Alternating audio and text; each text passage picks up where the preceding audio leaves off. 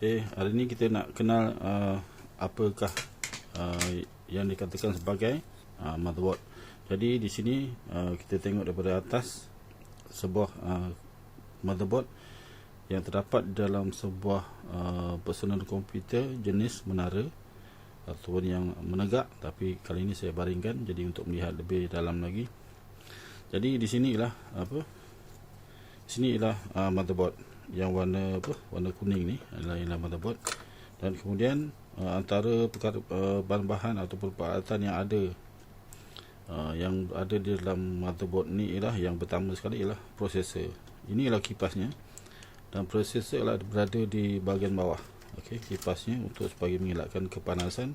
Jadi prosesor tu perlu diberikan kipas. Ini jenis Intel. Di sini pun ada kipas ni bersama jenis Intel. Jadi kita tahu tak pasti sebab ada Intel Pentium atau sebagainya.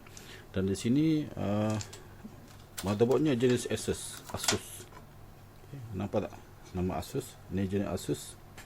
Jadi nama motherboard ni lah P5GC MX1333. Okay, ada tulis tu P5GC PMX133. Ini kalau jenis motherboard. Jadi apakah yang terdapat pada motherboard yang pertama tadi ialah prosesor, dan yang kedua ialah di sini ialah card PCI. Untuk PCI, slot PCI ini kita panggil sebagai slot. Ini slot, ini slot, ini slot, dan ini juga slot. Manakala yang di bahagian luar di sini, ini juga slot. Manakala yang di sini ialah maksudnya di mana letaknya prosesor, kita panggil sebagai soket, bukannya slot. Jadi sini ada soket, sini ada slot, sini pun ada slot. Ini slot PCI. Ini ialah bateri, slot bateri. Bateri ni kita boleh tanggalkan, kita boleh buka, cabutnya. Bukan kalau rosak ataupun sebagai contoh bateri di komputer kita akan nyatakan bateri akan low, jadi kita boleh tukar. Okey, baterinya. Jadi di sini ialah panggil slot RAM. Okey, slot RAM. Yang ini sebagai RAM jenis baru. Ini ialah slot RAM berwarna kuning. Ada kadang-kadang RAM-nya slot RAM berwarna hitam, ada warna biru, tak tentu. Jadi slot RAM di sini, dan ini adalah RAM. Ini adalah slot RAM. RAM biasanya berwarna hijau, tapi RAM yang ini bukan berwarna hijau, cuma bahagian dalamnya warna hijau, covernya adalah warna lain. Jadinya dalamnya ialah maksudnya ialah cover RAM ni. Jadi slot RAM-nya sebagai contoh, saya boleh buka. Cara nak buka, tekan sini, tekan di sini kiri, tekan di kanan, serentak. Jadi kita boleh cabut. Jadi inilah RAM-nya. Okey, ini adalah RAM. Nama RAM-nya adalah apa? Jenis Steam Group. Okey, jenis RAM-nya adalah jenis Elite. Okey, ini RAM-nya kita cocok saya di sini. Okey, yang lain ialah yang kita perlu ada tengok di sini ialah terdapatnya di sini ialah power, slot power. Ini power supply, slot power supply. Jadi kita boleh cabut, kita tarik sini, tekan. Tak apa dah, ketat sangat, tak apa. USB. Ini parallel port bagi printer. Okey. Minta maaf tadi ada ini, jadi ialah serial port, yang ini ialah parallel port. Parallel port bagi printer berwarna pink. Dan yang ini ialah VGA card. Untuk kad VGA biasanya berwarna biru. Memang biasa mana-mana pun akan berwarna biru. VGA card ini akan mengeluarkan gambar di komputer kita. Di sini ada dua slot. Yang pertama dua slot yang keduanya ialah slot untuk networking. Okey, dan nampak gambar apa? Ada gambar seperti tu.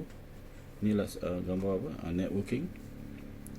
Jadi apabila kita pasangkan nanti, dia akan bentuk begini. Yang ni oleh kerana ni kita tak boleh masukkan ke dalam, kita kena tanggalkan skru ini, barulah kita boleh masuk.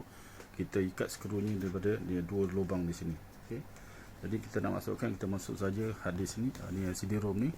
Jadi bahagian depannya lah di sini. Okey.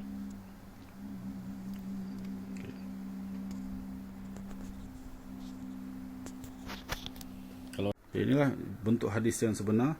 Ini jenis SATA. Kita akan tengok sini. Ada tulis jenamanya lah jenama Western Digital. Okey. Inilah jenis hadis tersebut. Jenis apa? Jenis SATA. SATA. Jenis SATA. Kapasitinya ialah 80 GB. 80 GB.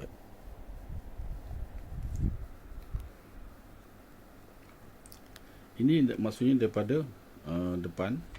Kalau kita pusingkan balik, inilah yang wajah sebenarnya, litarnya yang berwarna hijau ni litarnya, dan hadisnya, piringnya terdapat di bahagian tengah ni. Okey, ini piring hadis berada di bahagian tengah di sini, dan di bahagian belakangnya ada di sini ialah bagi kita nak pilih sama ada dia nak slave ini kita nak panggil jadikan dia yang pertama atau yang kedua, kita setting di sini.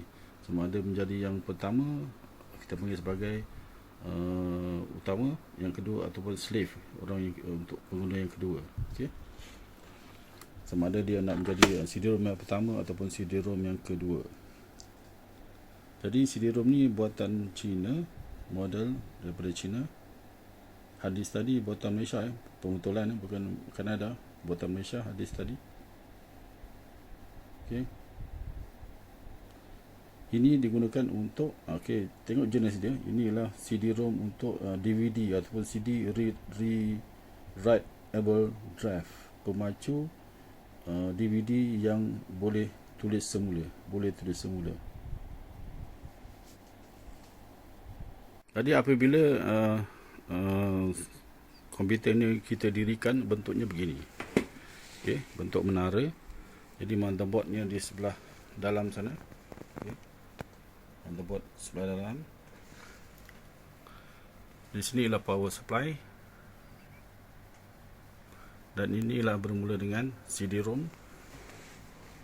Okey, CD-ROM saya tanggalkan. Bawahnya adalah hadis, ada dua hadis ni. Okay. CD-ROM. Sini ialah hadis dan juga hadis.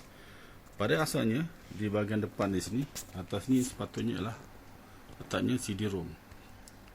Yang kedua ni ialah hadis, dan di sini ialah panggil floppy disk. Untuk disk, atau oleh kerana sekarang kita tak pakai lagi, jadi kita gantikan tempatnya dengan hadis di tempat floppy disk.